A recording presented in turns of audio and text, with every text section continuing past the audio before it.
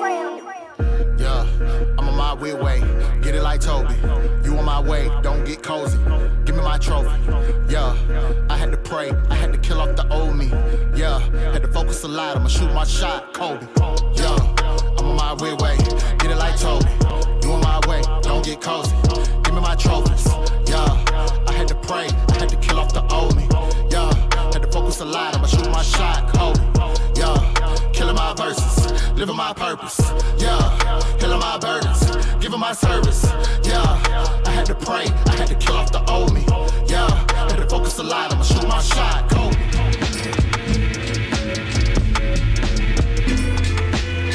Yo, what's up? Welcome to another episode of Unnamed Sports Show, streaming live right here on Gorilla Cross Radio, GorillaCross.com, the Gorilla Cross app. Download the app for free. You don't get a lot of free stuff in this world, but we give you a free app, free music, sports content, live shows all the time. So make sure you download that Gorilla Cross app for free. I'm your host, Quan59, and we have another dope show. My man in the building, wearing the Barkley, Josh Williams. What's good? Every now and again, I got to switch it up on you. Keep you on your toes, you know. I feel you. I was gonna go with Jordan because I had on the Jordans today and was like, you know what? He hasn't seen Barkley in at least wearing Barkley with Jordans. 2 years. Wearing Barkley with Jordans. Yeah, you know. It works. They're still friends.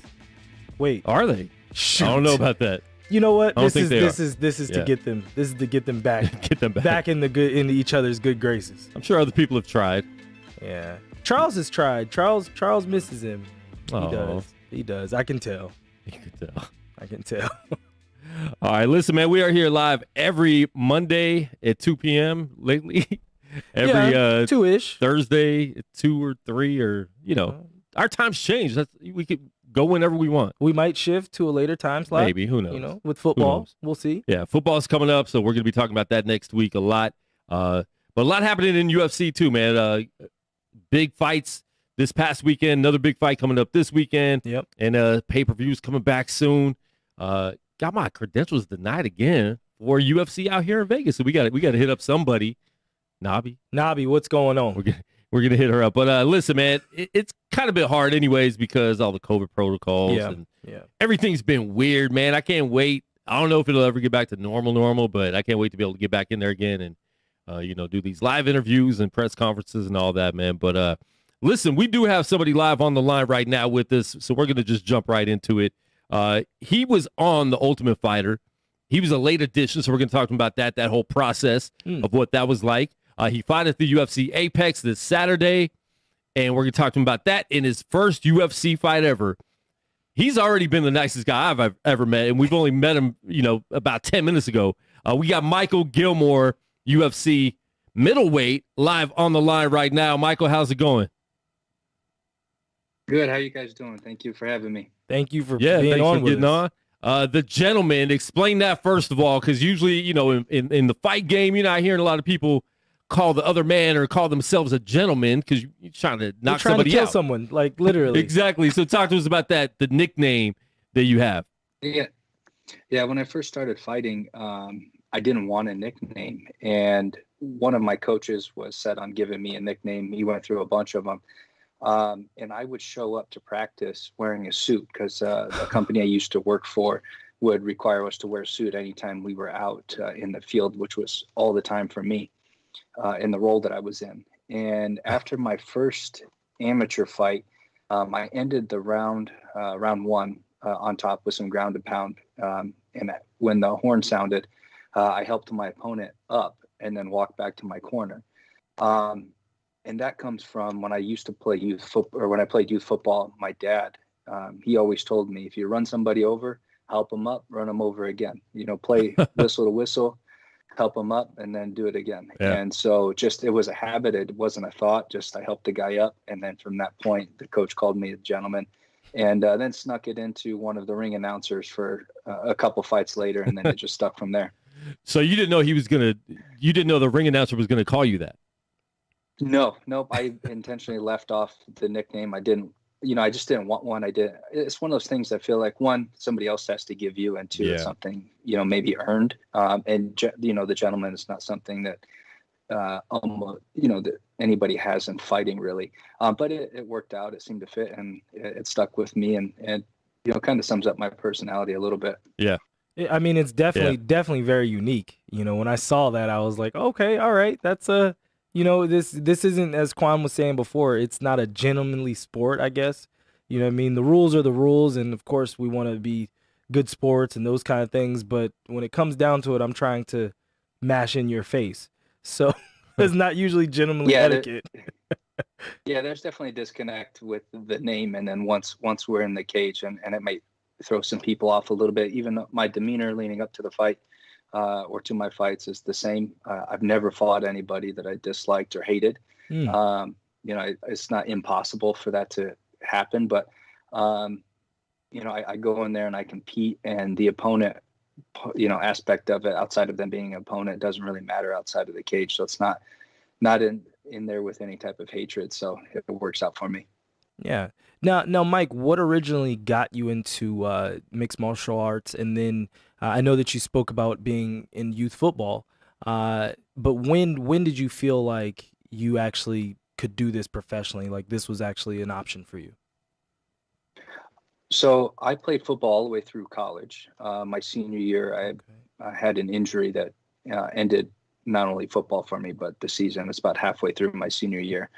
And when I was done with that, I was just looking for something to be competitive in. And when I was rehabbing after my surgery, I saw an advertisement on TV for a WEC bout in Columbus, Ohio. So it wasn't too far from me here in Michigan. And the headliner was Dominic Cruz. And I went to high school with Dominic in Tucson. Oh, okay. Wrestled with him. He's a year ahead of me.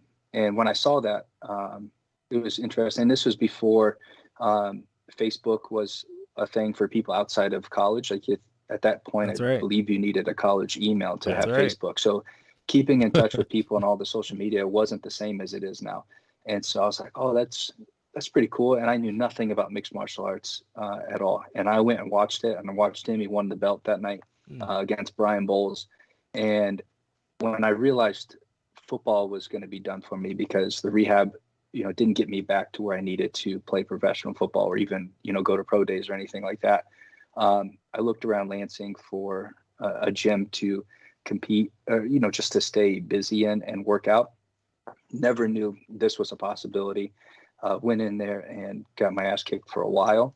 And about 6 months in, I had my first fight. And just from that point on, just fell in love with it. And my goal, I think everybody says UFC is my dream.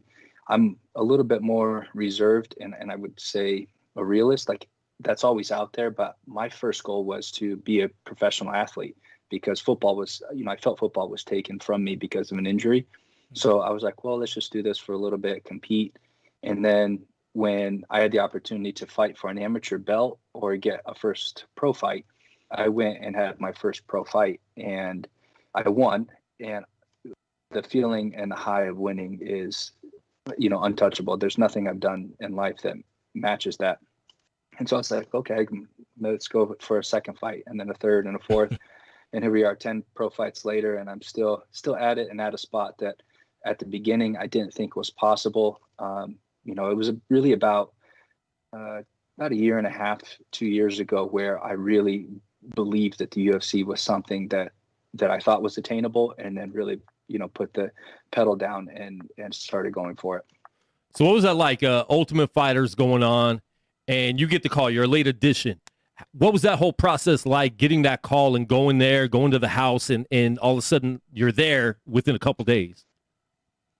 So I was one of 11 middleweights that they brought out originally, and they only put 8 in the house. And so I went through the first week of quarantine and medicals, just like all the other guys did. We were locked in a hotel room. And then it was a Friday before they were set to go into the house, I think on Sunday, where the producer came in and told me that I was going to be an alternate. And so at that point, I had quit my job already. I'd been in Vegas for a week, and then they tell me, like, all right, we're going to leave you as an alternate. And I asked questions. So you had already quit your job to do this, to be on Ultimate Fighter. Yeah. Wow. And now they tell you, well, now you're just an alternate. Yeah. Wow. Yep. That's all in. Yeah, it was a little. That's all in. Devastating. Were you able to go back in your job and be like, "Hey, April Fools, I'm joking. I need my job back"? Well, so no. What I did was I taught. I'm sure at that point they probably could have taken me back. Yeah. But what I decided to do, so after talking with the producer told me there's never been a season where an alternate has not been used. Oh, wow. And Nice. he was saying with COVID, it's a little bit different. They're not really sure exactly how that would go if they needed an alternate.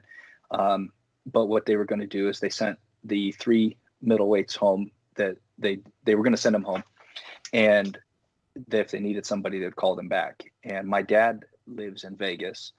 And so I talked with my now wife, fiance at the time, about just staying out there and staying with my dad for a couple of weeks just in case they needed an alternate. So I went and stayed with my dad, stayed busy, was fortunate enough to be welcomed into a couple of gyms out there to stay, moving just in case. And I was told by the producer, it was the second week that I was there. He said, if we don't need you by Thursday, then we're not going to need an alternate. So Thursday comes around, I don't get a call.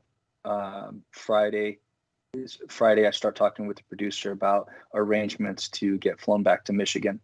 And it was Monday. I was out at the pool, just sitting around, and I get a text from the producer asking if I can make weight on Wednesday. And I was like, of course I can make weight on Wednesday. So I went to, he's like, well, we don't know what's happening yet. And if you've seen the show, it was an injury, right? Yeah. But they said, we're not sure what's happening yet, or if we do need you, just, stay ready, stay by your phone. And then later in the how night, much, like, Michael, how much weight did you have to cut? At that point, it was about 16 pounds. Oh, okay. wow. That's So still legit. Yeah. Yeah. So I went to Walmart, bought a sauna suit, and started running right away.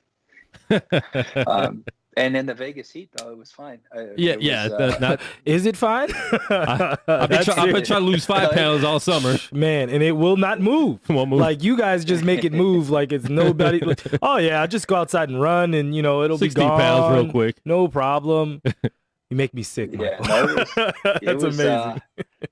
Yeah, it was definitely hot out there. And it was like at nighttime that I was running because I was going to eat and with a cousin of mine and my dad were meeting out for dinner. So we went to dinner and I had water and a small salad and then just went out and ran for an hour. And then they told me to go to a certain place to, pass a COVID test on Tuesday morning.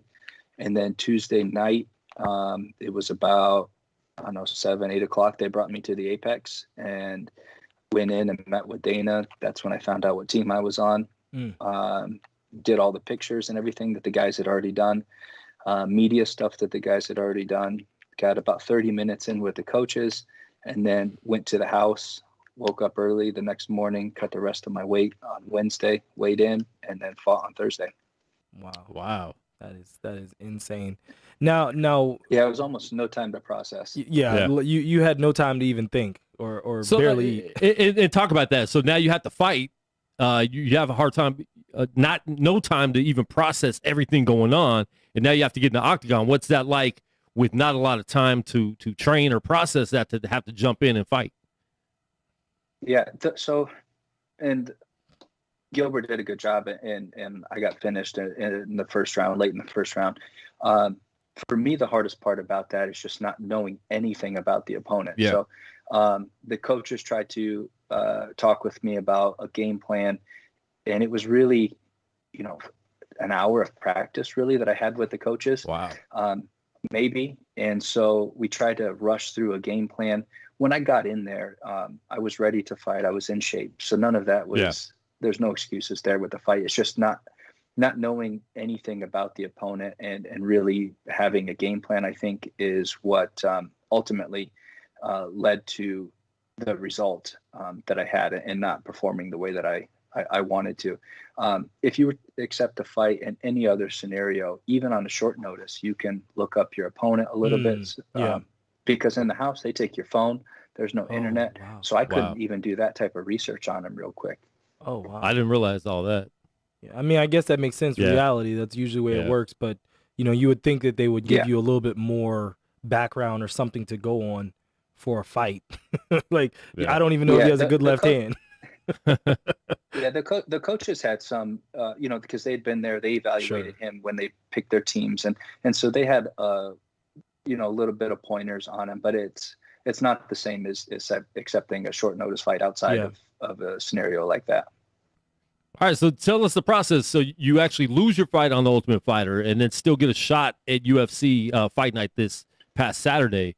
What was that like, getting the call saying, hey, you're actually going to be in the UFC and you have a fight Saturday, and going through that whole process? Yeah, it was about 10 days out that I got a text message from Mick Maynard asking if I can make weight. I guess the same as what the producer asked me going into the house. Can you make weight? And I said yes, and then I asked if it was 185 or 170 because I needed to know how much I was going to have to start cutting.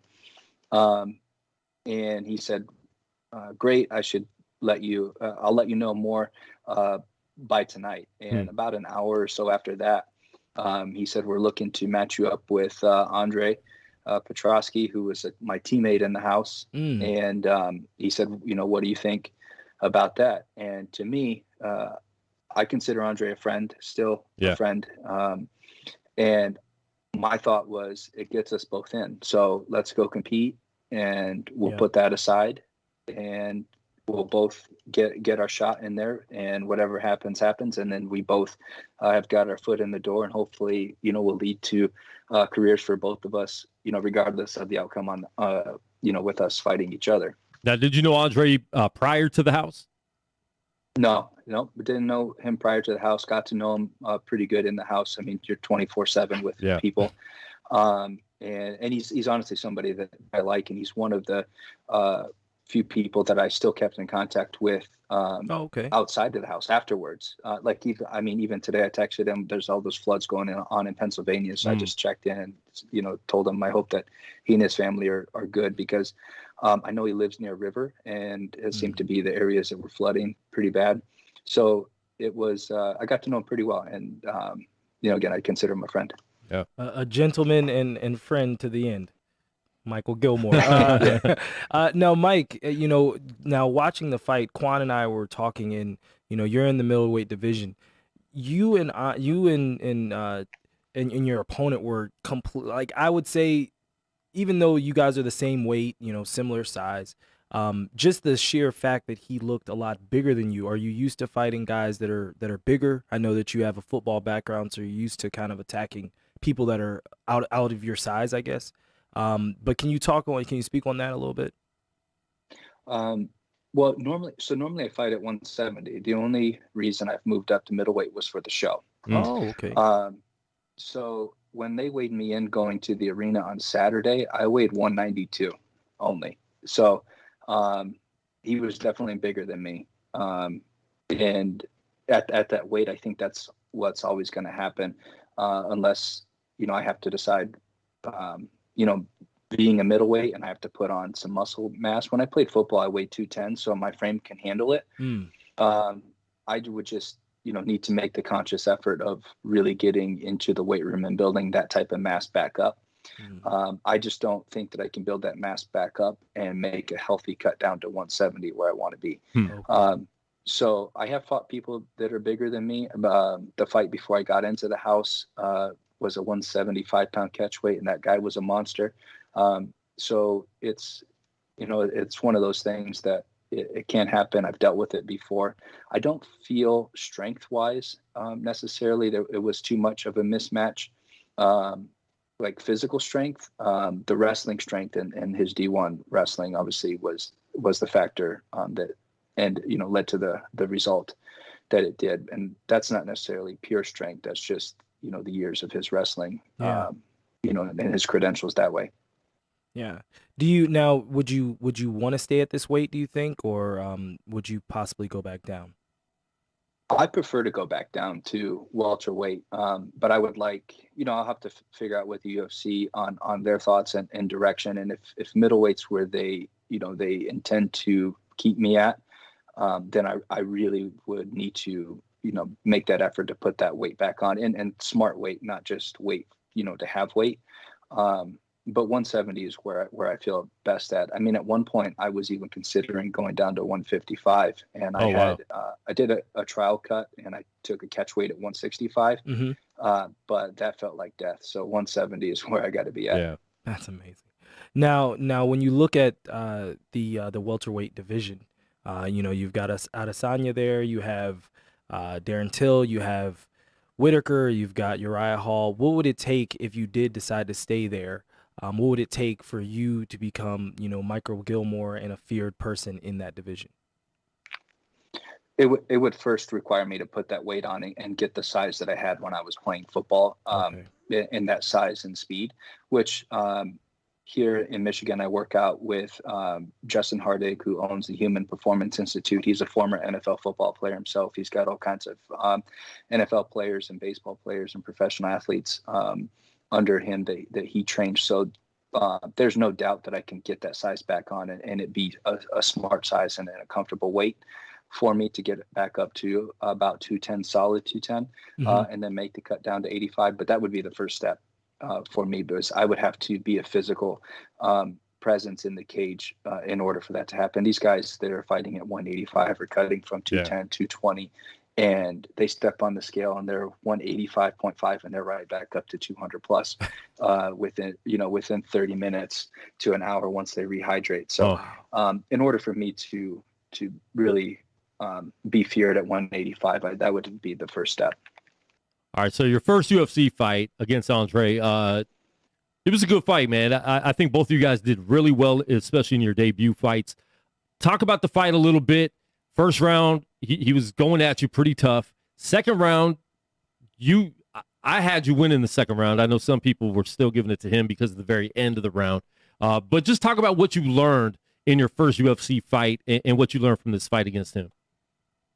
Well, the fight went exactly as planned up until the third round. Being in the house with Andre and then, getting to watch him there and then watch some of his other fights.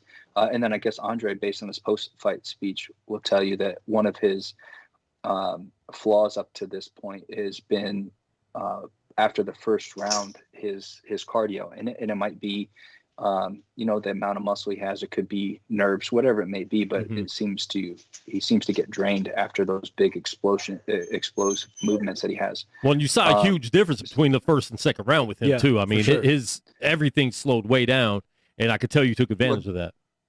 Well, and that was our game plan. We went in understanding that we might lose the first round. He might have some explosive takedowns. He was bigger than me, but let him wear himself out. Watching the fight when he took me down, I stayed calm. He took my back. I let him squeeze. I was letting him squeeze. I was making sure that, he wasn't under the chin on that choke. He had a little bit of a crank that's uncomfortable, but it wasn't anything that was going to make me tap. So I was just letting him squeeze. And that was all part of the game plan. And going into the second round, I can feel that he was a little bit tired. He had less on his takedown attempts. I think I stuffed like 4 that round. I didn't stuff the last one. But that round I was using my hands and kind of touching him. The problem with a wrestler as talented as he is you can't really string together a lot of combinations either, because they'll come right up underneath you. So you have to pick your shots, pick your kicks, which I was executing perfectly in the second round, just like we had thought. And the game plan was to carry that into the third round. And to Andre's credit, he found, some left in the gas tank to really power through a takedown, and kind of get me in a position that I was stuck. I didn't feel hurt at any point. In there, I was just trying to make little movements to get into a position where I can get up or use the cage. And he kept pulling me off the cage. And, the wrestlers that compete at the level he did at Division I, their hips are a problem to deal with. And it's part of the game that I have to get better at. And I've got the tools and the people around me here in Michigan that it's something I will be able to work on and will work on. But in this fight, that's what made the difference is his wrestling experience and pedigree. It's amazing to really, we've done countless interviews now with fighters. It's crazy to really think of it that way, but we have. And whenever you guys really start to break down the nuances and the little things, I tend to nerd out. It's really cool to hear you talk about hips and just little things, because as a layperson that me and Quan been in probably about a collection of 5 fights in our lifetime. I hope you've had 5 together. Okay, well then shoot, then it might be 2. So you know what I mean. So just little things. It's really, really cool to hear you say those things, and then hear you say the things that you're looking to work on and get better at. What do you think? I know that you've talked about. We talked earlier about you putting on mass and getting a little bit bigger. What do you think technically that you have to get better at to kind of make your niche in the UFC? Yeah, definitely no secret there. I have to work on my submission defense. And then against a wrestler like Andre, he's not going to be the last one that I come up on with the pedigree that he has. And I need to be able to get up from that and deal with those hips and really get people off of me. And it's one of those things that's easier said than done. But the good part about it is it's not a problem that we don't see. So it's something that's out there, it's glaring, and it's something that will have to be fixed. And it's something that we and my team will focus on fixing. The gym that I'm at now, of my team, we're also part of Simmons Academy of Wrestling, who Nick Simmons was one of the best wrestlers in the world when he was competing, All-American at Michigan State. And he's got all of the best high school athletes in Michigan come to that gym and train. So there will be no excuses for me to not work on that. I have the bodies and the people around me to really make sure that doesn't happen, and where I can stuff those takedowns late in the fight or late in the rounds against really good wrestlers, and then let my hands do the work. All right, what's next for you in the UFC? Did they talk to you afterwards? Did they let you know anything, any upcoming fights or anything like that in the UFC? No, afterwards I talked with Dana just in passing, leaving the cage. He told me it was a great fight. So that's obviously promising to me to know that the boss, what he thought of Andre and I fighting. They didn't contact me yet about anything because it was technically a TKO. They give you a 45-day suspension. So I think I'm not allowed to fight until beginning of October, I think October 13th, maybe. So I'm not allowed to accept a fight anywhere, in any state. All states practice reciprocity when it comes to that. Yeah. So I won't be able to fight till at least then. I really hope that I'll be able to get a fight before the end of the year. And I do hope it's down at 170. But again, it's the UFC, and if a fight makes sense at 85, then it's something that my coaches and I will definitely have to look at. But for sure, I want to get another one in before the end of the year. Yeah, you don't want to push something off, just because of the weight either. If you're in the UFC, you want to take full advantage of that. So I understand that. And talk about your coaches. We heard your corner. I was watching on TV in here live, and it was louder than the commentators. So I heard Mo's voice a lot. Mo Williams, a good friend of the show here. Good friend of the show. He's been in the studio about 3 times now. A few times, with Chaos. So talk about that. Talk about your coaching, and just talk about Michigan MMA in general, because we've had a lot of Michigan fighters on the show recently, and Michigan MMA is really doing a lot. So talk about that a little bit. Yeah, Michigan MMA's kind of exploded of late. Before the last couple of years, I mean, we had Darren Cruikshank, who was in the UFC, Kevin Lee,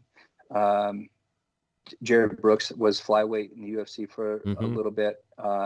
We didn't really have a lot coming out of here, but then we had Daquan Townsend, and we got Jamal Hill, obviously Chaos Williams, myself.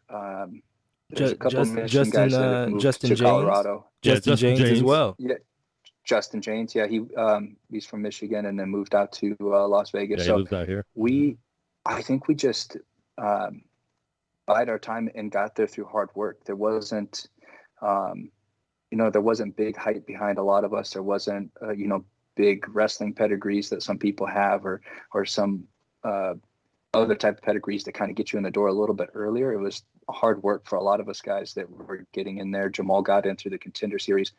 I think Daquan had 20 some fights before they gave him a shot in the UFC. So I think that's what Michigan MMA is all about. And my team specifically is hard work. I mean, we don't have state-of-the-art facilities.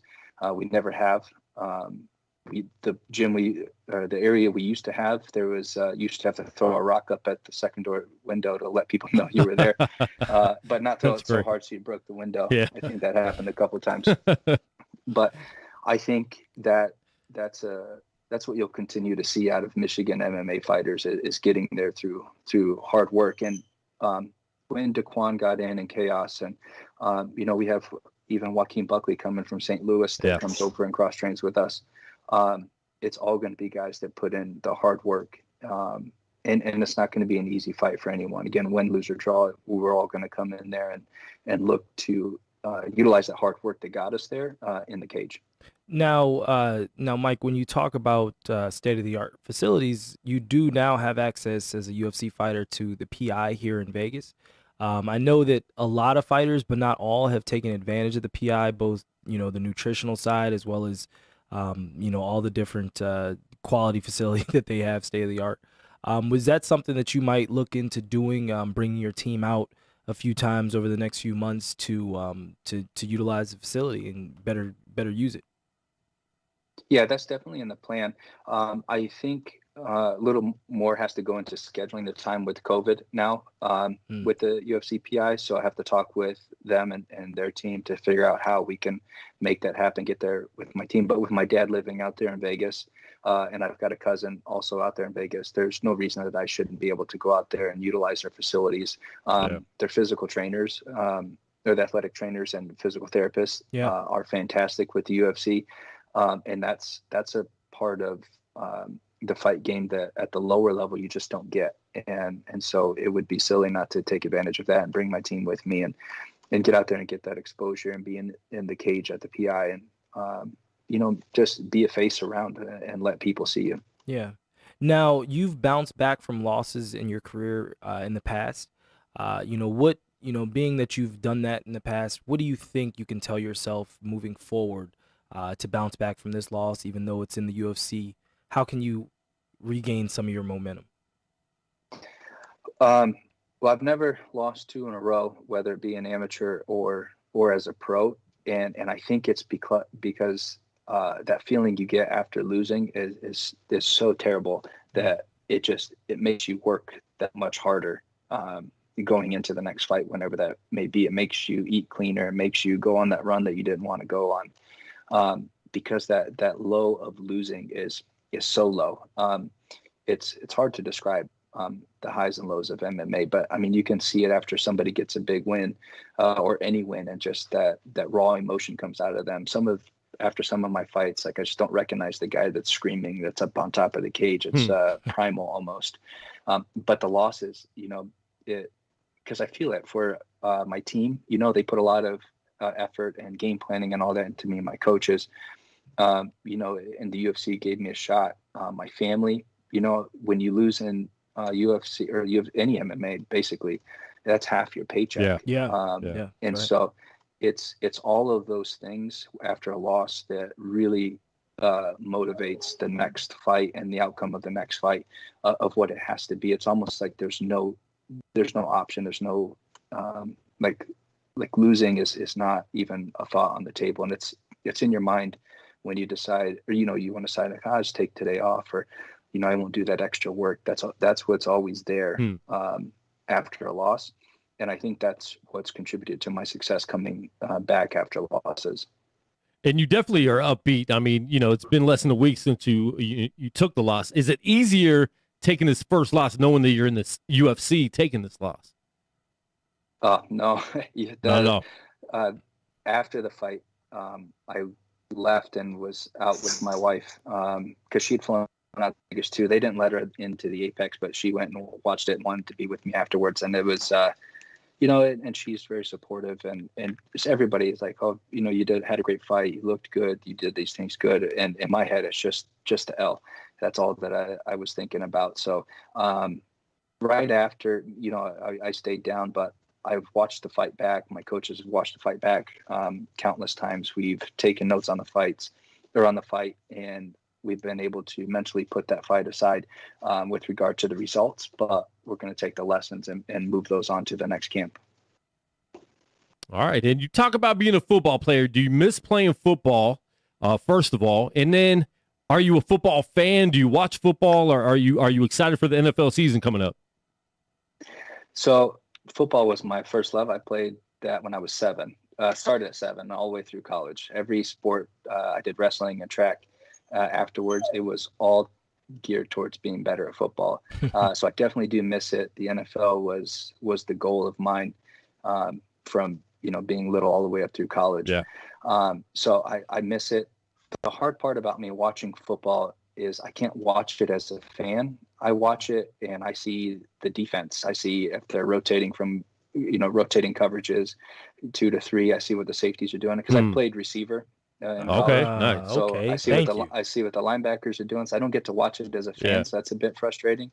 And because of how much I've paid attention to MMA since I've started, I don't have a lot of time to dedicate towards watching football. I will watch it if it's on the TV, but I would much rather watch a fight, or if teammates of mine have something coming up, I'm watching their opponents, trying to help them game plan. So MMA has basically consumed my life when it comes to outside sports, but I still love football. I still love the sport. I'm going to the Cowboys against the Chargers at the Chargers later in September, mid-September.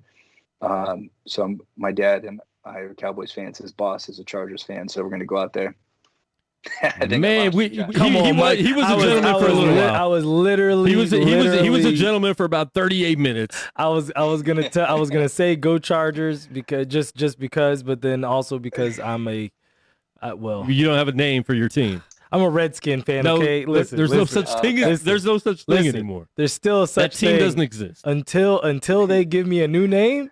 They're the Washington football team. That's their name. That's not the name. That's their name. The football team. We can't have an unnamed team. That's the name of your team. We can have an unnamed show. We can't have an unnamed team. I can agree with you on that one, Josh. That's a tough one there. All right, so you're a Cowboy fan though. Okay, so how do you think Dak is going to bounce back this year from the ankle injury?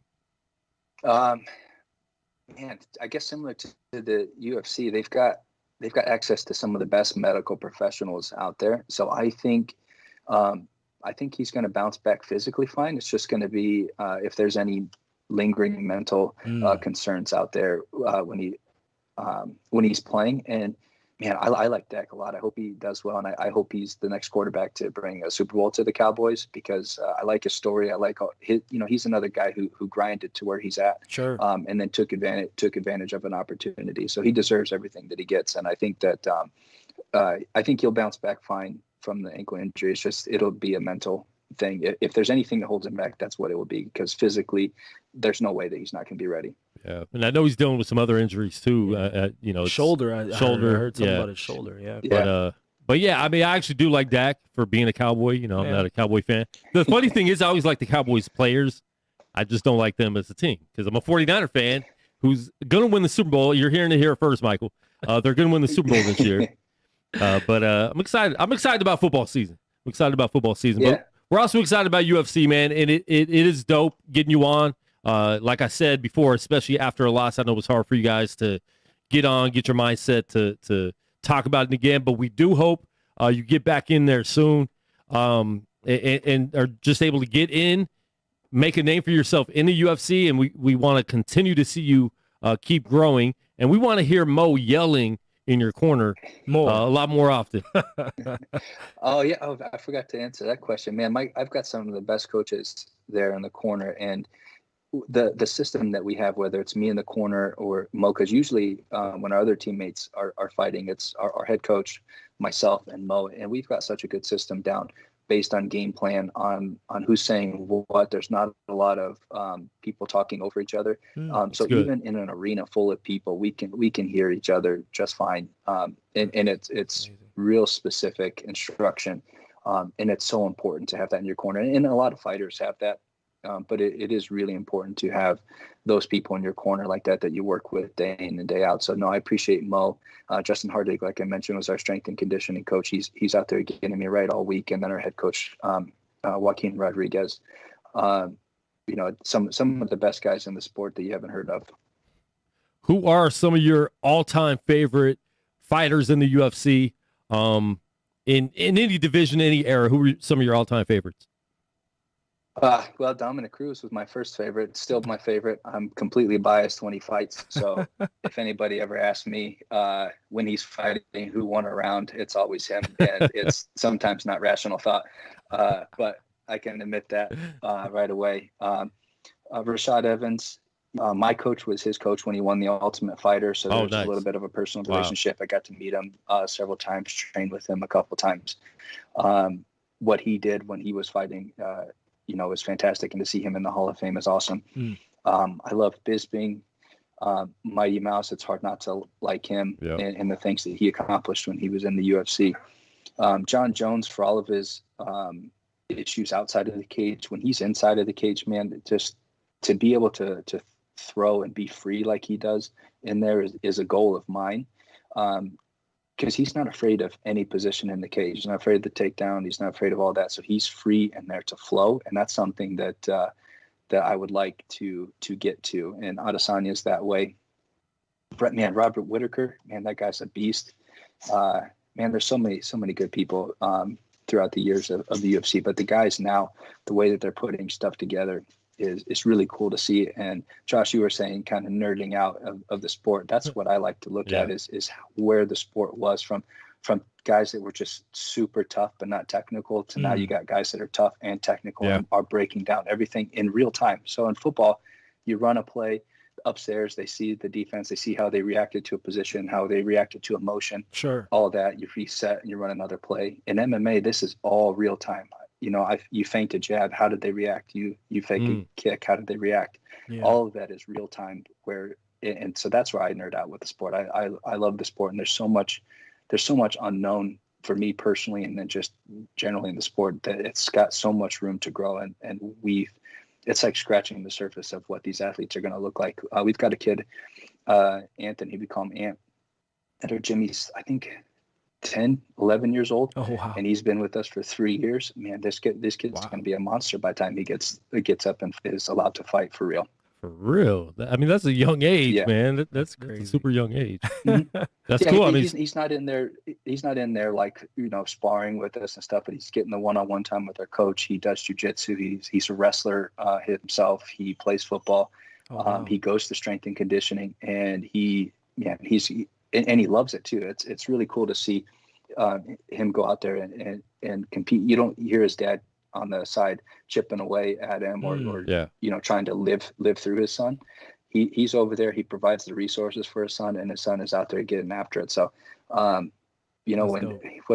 think 8 years, 10 years, when he's 18 or whatever it may be, you guys will have to have him on your show. For real, man. Be a monster. Being able to learn all that, and you get to learn the technical side before you're actually in there really fighting, man. I mean, I think that's, great, and just as a huge asset to be able to learn all that before at such a young age, man. I think that's really cool. And to learn from professional athletes. Yeah. I mean, directly, not like, I saw him once at a camp, but I'm getting direct knowledge from professional athletes that are in the UFC. And if I'm aspiring to get there, like, I see that it can happen. That's amazing. Yeah. Yep. But it's one of those sports where that is possible. You don't get in football, you're not in there training with NFL guys. Exactly. You might in high school do summer times with the college nearby or something like that, or there's a camp, but there's no other sport where you get to actually get in there and be with the professional athletes and see what they do day to day, how they carry themselves, what their diets look like, how the weight cuts go. There's no other sport like this, and that's going to benefit the kids coming up for sure. Awesome, man. Well, Mike, we definitely appreciate you getting on with us, and I hope to see more of you in the UFC and just continue that journey. And we look forward to seeing more of Micheal Gillmore live in the UFC. So we definitely appreciate it, man. Any shout-outs you want to give before we let you go? Just my Murcielago MMA, Simmons Academy of Wrestling, the Human Performance Institute, Goatee School of Combative Arts is another one of mine. My wife, Rebecca, my family, and just everybody in my life who supported me. You guys for having me on here. I mean, this is a platform to help me. I'm so new in the sport and the UFC. The only thing harder, I think, than getting to the UFC is staying in the UFC. So that's what I need to do and what I'm focused on. Definitely, man. Micheal Gillmore. Real quick, why wouldn't they let your wife in the Apex for the fight? Because I saw a lot of people there. Yeah. I don't know. I was told that they didn't have any tickets left over. I think that they probably had a good amount of tickets reserved for the main event, and then the Ultimate Fighter finalist was my thought. I think a little bit more, a little bit more time. Maybe the next one I can get her in. That's strike. We'll two. get her in for the next one. You got to get her for the next one. That's strike two. We'll have to get her in this media next time. give us a shout, Mike. Give us a shout. Let us know. Just gotta let us know beforehand what the situation is. We'll get her a media lanyard. We'll do. Perfect. Man, but Mike, definitely appreciate it, man. We'll definitely talk to you soon. Yes, sir. Thank you. I appreciate you both. For sure. Right, take care, brother. All right, that's Micheal Gillmore, UFC fighter, man. Make sure you guys check it out. If you guys miss a fight, make sure you check that out and watch the Ultimate Fighter season 29, folks. There's a lot of seasons in the Ultimate Fighter. That's out of hand. I didn't realize it's that, especially since they took like 2 or 3 years off too. They hadn't really had one in a while. It's been a minute. So wow. Yeah, season 29. It's been good. I didn't watch the whole season. There's other seasons where I couldn't wait every week to watch it, but I watched a lot of them. They were sending them to us early. Yeah. So, we were getting them in the email that morning. Yeah. We were able to watch them, couldn't say anything. They have all these disclaimers like, don't say anything. Yeah, can't say nothing. Just for us to review it, but it's really dope. But man, shout out to him once again. Shout out to Mo. I wanted to get Mo on too. We ended up not being able to get him on, but I wanted to kind of get both of them on to see, what Mo sees from the other side, not being in the octagon but being outside the octagon. Love having Mo on. Yeah, Mo's always good. We'll get Mo on maybe next week too, man. It would be cool. Get Mo on with Andre Petrowski at the same time. So get the corner for the guy he was fighting against. Opposition, yeah. Who knows? That's interesting. Maybe you could interview him. Yeah, that's interesting. But that also could go left. I doubt it. They're friends. If they weren't friends, I wouldn't have even suggested that. This situation is okay, but Conor and Khabib, like, you get two people from that side, it's not going to go over so smooth. And I'm a little upset because I sent that article. We're going to have a ring girl in the studio for, our girl Tiana. Yeah. Because Khabib has been talking about ring girls and saying they're useless. And Khabib, what's wrong, bro? First of all, you're not in the UFC anymore, so right. Stop talking. You've retired. No. So you don't have to deal with the ring girls anymore. But these ring girls, let me tell you something. A lot of them got more followers than Khabib does on social media. Brittany Palmer has over 1 million. Yeah, 2 million something. Yeah. These girls are doing a good job though. But listen, it's not just eye candy. Yeah, they know what they're doing in there. They know the sport. Yeah, the UFC girls know the sport a lot more. And the ring card they all do. The ring card girls, it depends because some know boxing a little bit. Yeah. Janira knows boxing really well. She's actually started boxing. But others they don't care as much about it. But they do know. Josh over here throwing them under the bus. I'm trying to give them compliments. No, I'm not throwing them under the bus because they've said this to us on the show. But what they do know how important they are to the overall event. They know how important they are at the weigh-ins and during the fight itself. Yeah. And then also in the lead up. So they still have their place. They aren't useless. They have their spot in the fight game. Yeah, and if you don't like the ring girls, I mean, keep it to yourself. I question some things. Well, that too. But or at least good to look at, bro. Like if nothing else, I haven't seen any, maybe ring card girls in, like, if we go down to the Jerry's Nugget or something, or Silver Nugget, and see some of those ring card girls in there. Maybe they look a little different, but like the professional ring card girls, they're all very pretty. Come on, man. Yeah. So at least they have that. If you don't think they have anything else, yeah, they definitely have value. Exactly. In more ways than one, for sure. So we appreciate the ring girls here. Definitely. Always. We have one that's a part of our show. We have friends that do it. Yeah. I have a friend that does PFL. Ring girl in the PFL this year. So listen, Khabib, settle down, man. Always angry. I'll fight you, bro. No, you won't. Yes, I would, to get paid. I'll tap out real quick. I wouldn't even. See, boxing I'd do. Boxing I could do. Tap me out, bro. No, MMA you could break something that I might need later, and I don't appreciate I'll tap that. out quick enough. No, you can't tap out. You can't tap out Look mid at that. fight. Look at that. Yes, you can. No. Like if I go down one time, I'm tapping his back before he jumps on me. It's too late. Oh, He's already tapping. on me. I am tapping. Boxing, at least I can take a dive. I can get hit one good time. Like you can take a dive in MMA. I can make it look like my eyes rolled back. Want to see? Come on, man. Herb. It's over. I'm out, Herb. No, Herb is sitting there like, finish him. Herb's like, I'll call you back. We've been trying to get Herb Dean on for 2 years. Oh man, it really has been that long. Yeah. Legitimately. At least his phone number hasn't changed on me. That's the most important thing. That's always sad when you go to make the call and it's the ooh woo woo. And then you hit somebody up. One of my other friends that knows some players and coaches in the NBA, he has a friend that he was cool with that got a little more famous in the NBA that changed his number. And this guy hooked him up with the girl he's with. Oh. And the girl he's with is like, well, I can tell him to call you, but I can't give him your new number. He's like, but I hooked you guys up. Wow. Yeah, man. That hurts twice. Woo. That burns on both ends. I'll tell you who it was after the show. Fair enough. But I'm sure you've dealt with that too, where it's like, hey, I lost his number. Can I get it? It's like, well, I could give him your number. In varying degrees. For sure it's happened. But a lot of times what I do now is I will get your email. Because emails don't tend to change. So I can always at least have something. You know what I mean? Some type of contact. Because Nate Robinson changes his number every 3 minutes, still to this day. But usually once they get retired, the numbers tend to stay the same because they need someone to have a number. And I don't need it to switch. But when they're in the league, man, they change those numbers. They got burners on top of burners. Wonder why. Well, they have to though. It helps. There's a lot of reasons. Well, but a lot of reasons too. It helps because you don't want somebody having your number and then now they start giving it out, or now random people start hitting you up. So you switch your number a lot. So you kind of keep people that you need to have your number. Plus, a lot of times you're going to different cities and get traded or signing somewhere else, or Mom Dukes always has your number. Yeah, or the girls in the stands. You know, the real pretty ones, they usually sit 2 by 2. I wasn't getting on to them. They sit 2 by 2. They're usually dressed really nice. Know nothing about the game. If you ask them about the game, that's not what I'm here for.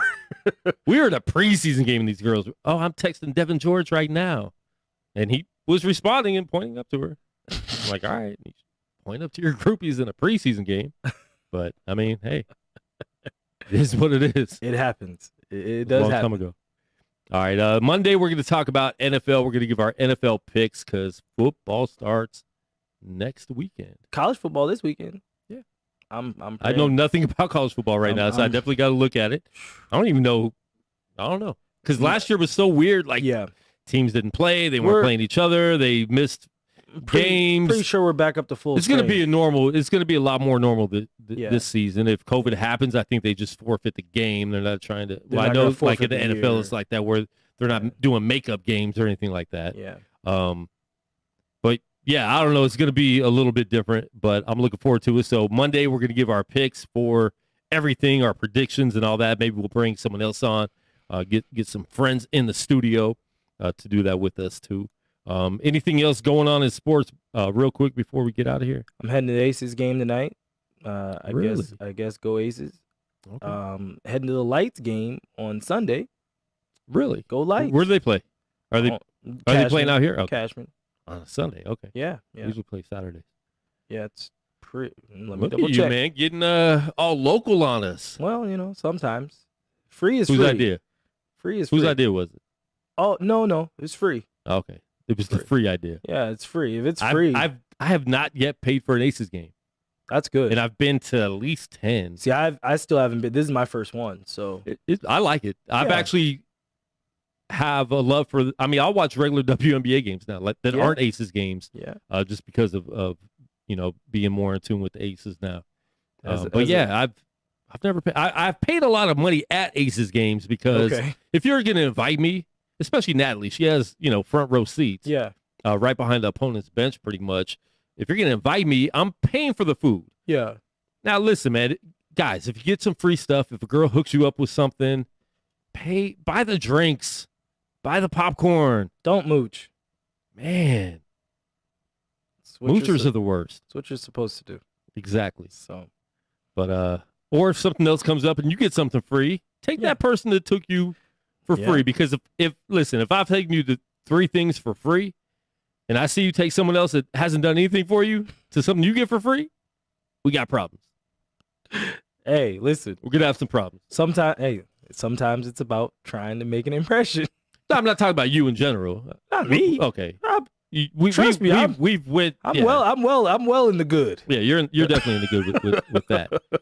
But yeah, I understand. Listen, if it's a girl, if you're taking a girl, okay, cool. Oh yeah, I don't take. But dudes. if it's like you're taking your homeboy to something, no, you're about the only homeboy out in town, so you're good. Usually it would be female, 99% of the time. 99. Yeah, and then if the 4 don't say anything, then your boy is putting on an event. UNLV basketball is playing, so we need to get that because I think there's actually some good teams. In that tournament. So yeah, he just sent me something about that. Is he Republican? I don't believe so. Oh dang, that sucks. Actually, no. I'm pretty sure no. Even though he's in Kentucky, pretty sure no. Because we talked about I like Republicans now because of the vaccine, because they don't, if you go to their events, they don't make you be vaxxed. So that's why I'm saying that. No, I think we're good. Either way. Well, we got the card. Yeah, we're fine. You want to see my vaccine card? No. I don't got one yet. Okay. I will. I can get you one. Identified as vaccinated. Did I say that online? You did. Did I say you that? You did. I take it back. I said nothing.